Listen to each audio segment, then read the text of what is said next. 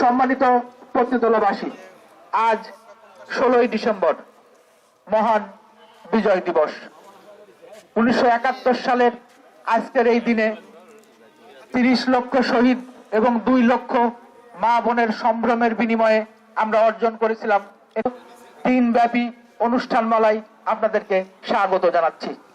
অনুষ্ঠানের সুরাত্মপধ্বনির মাধ্যমে দিবসের শুভ সূচনা। পর্যায়ক্রমে আমি নাম ঘোষণা করছি। এই সিরিয়াল বজায় রেখে আপনারা অত্যন্ত সুশৃঙ্খল ভাবে দিবসের ভাব গাম্ভীর্য রক্ষা করে শহীদ মিনারে পুষ্পস্তবক অর্পণ করবেন। প্রথমেই উপজেলা প্রশাসন, পত্নীতলা, নওগাঁ।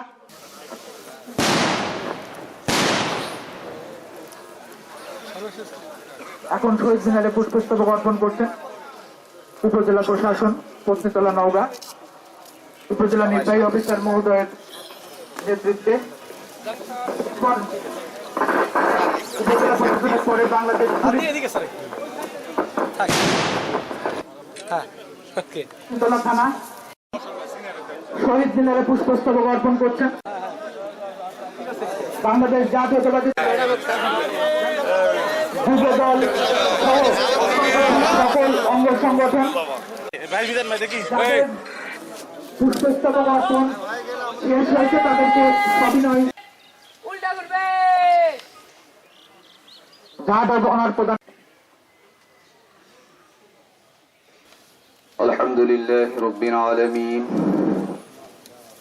والصلاة والسلام على سيد الأنبياء والمرسلين।